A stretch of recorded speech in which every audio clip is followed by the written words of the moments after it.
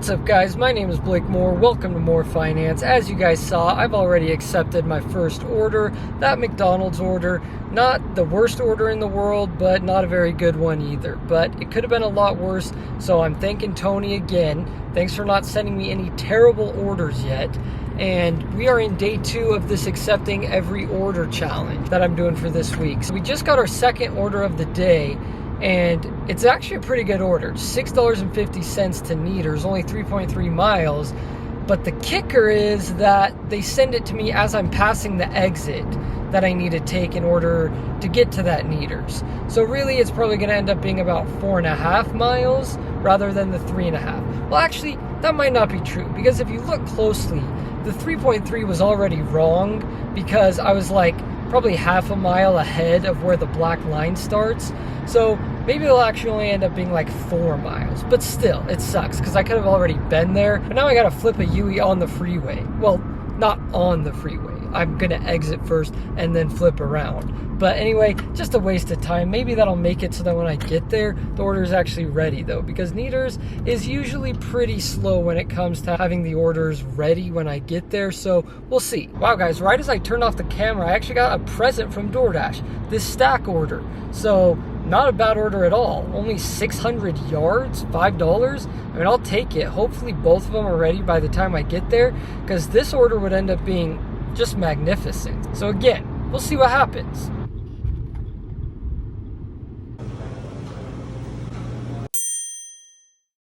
Well, that sucked. I literally waited in there. First order took about 5 minutes. Second order took about 15 to 20. Like, it is 6:44 now, and we're an hour through the shift, and we've only done one order because we had to wait at this Neaters for so freaking long. Man, I just hate that. Like, the whole time I'm just standing there. No one acknowledges me. They just turn and glare like I'm some peasant off the street begging for food, and just straight up looks of annoyance. And I'm just standing there waiting for someone to just ask, like, oh, how can I help you? Oh, are you here for a DoorDash order? Something, anything. Acknowledgement of human life. That would be nice. But no, just glares and feelings of complete annoyance coming from the other side of the counter. And then they take 20 minutes to make it. So that's awesome. I love when that happens. I love stack orders for that reason. I love sitting there just, pondering, giving me time to think. Yeah, no, I'm joking, guys. That sucked. Let's go drop these off. Hopefully next hour is better, because this hour, big thumbs down for me. But give the video a like. Don't give it a thumbs down, Let's just turn that... there we go. Hit the like button for me, because I just had to endure that crappy order.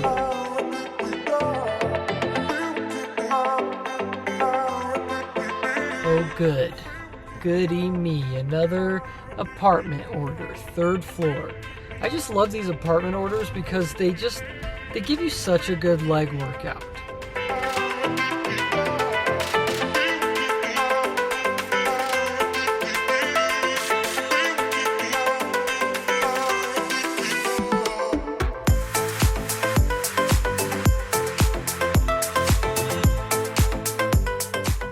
Well, guys, in the first hour and 20 minutes, we're at a whopping $17.25. So this is going fantastic so far. Just kidding. This is going awful. This is way worse than last night. And then after I get done dropping off those 2 apartment orders, I get this generous order from Doordash. Look at how generous this is. $12 for 12 miles. Tony's just such a good guy, honestly. He really is. Like, paying me $1 per mile to drive 10 miles out of my zone for this order, that's just too good. Like, really, what more could we ask as Dashers? Like, $1 per mile, 10 miles out of your zone. That's a good order in Doordash's mind. So we accepted it. We're on our way to 7-Eleven right now. Who knows how the rest of this shift is going to go, because so far, not so good.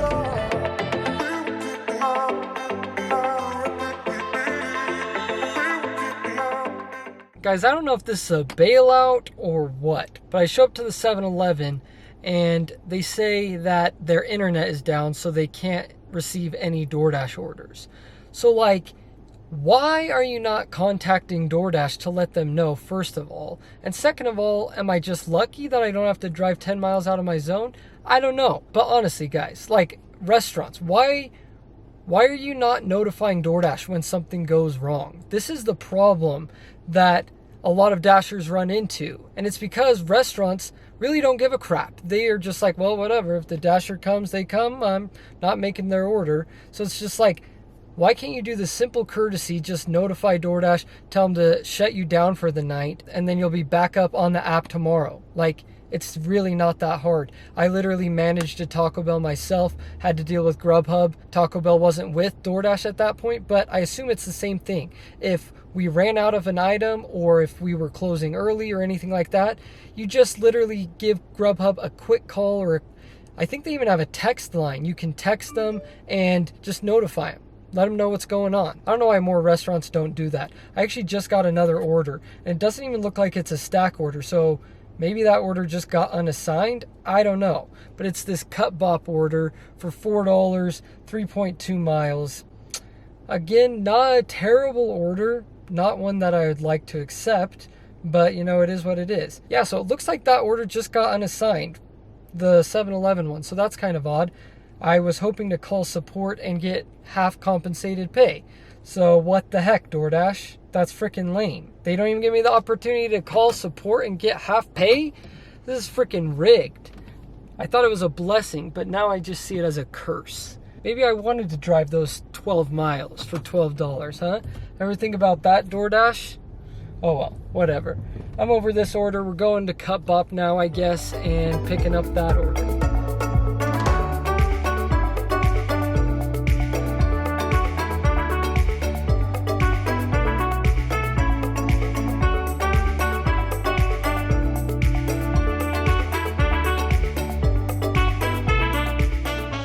Well guys, after 3 miles, 4 flights of stairs, and a $0 tip, our total now stands at $21.25. And we've been going for an hour and 45 minutes. So this is very discouraging. After last night, I was like, okay, yeah, I can do this. I can go for 7 days straight, accepting every order. Man, this is rough. Day 2, and it's already this bad. That does not bring me hope for the rest of this week. I do think the weekend will be a little bit better, but you never know. When you're accepting every order, you just never know.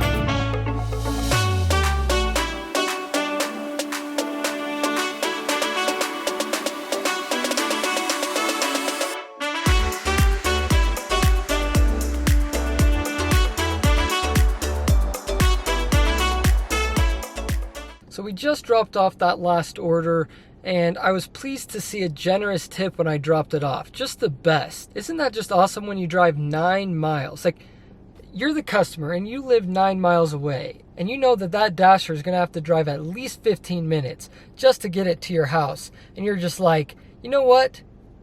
I'm feeling generous today. I'm going to tip a whopping $0. I'm going to break the bank on this one and just go all in and show how much I appreciate these Dashers delivering my fat, lazy butt food. Just a joke. Honestly, come on, customers. 2 no-tip orders tonight? That really just disappointing, honestly. Come on, customers. Why do you not tip? Why do you feel the need to not tip someone who's providing you a service that you could easily go and do yourself? Like, if you don't want to get off your couch, you don't want to get out of bed to go get your own food, then why are you not willing to pay someone to do it? Just doesn't make much sense to me. But anyways, as we were driving to drop that order off, like literally we were 1 minute away, and DoorDash hits us with this stack order, which I'm like, DoorDash, why? Why do you send it like seconds before I'm about to drop the order off? Is it just so you can lower the base pay by 50 cents from $2.50 to $2? Like, DoorDash, have you really gotten to the point where 50 cents makes or breaks your company? It's just like, man, could this shift get any worse? So if you're out dashing right now and you're listening to my video, just be thankful. I want you to take a second and just think to yourself, man, at least my shift's not going as bad as Blake's is. And hopefully that gives you some motivation to keep going and to keep making some money. Anyways, I'm going to go pick up this awesome stack order that I got. It is now 8 o'clock and we're at $28. It's going to be a long night.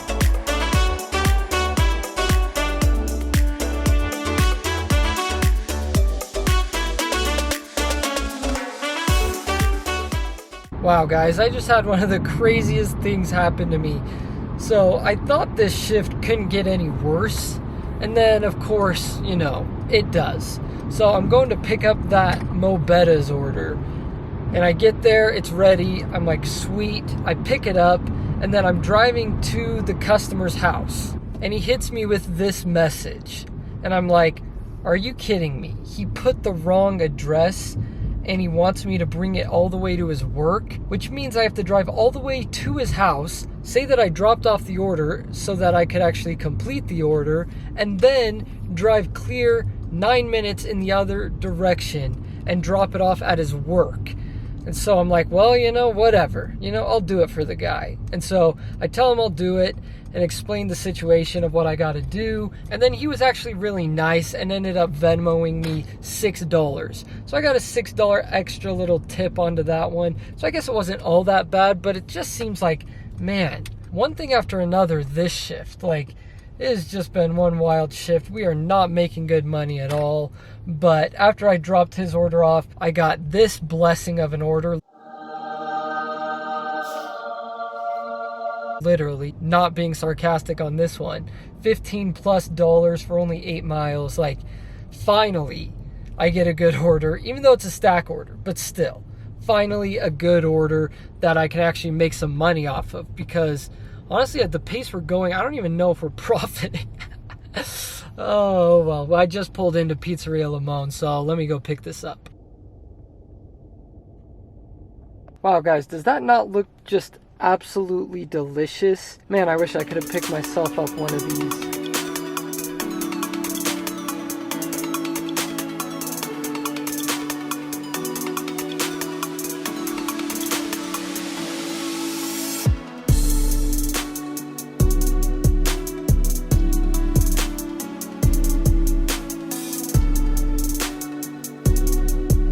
Well, guys, I just got done with my last order. I'm gonna head home and then I'll do a quick little finance breakdown for you guys.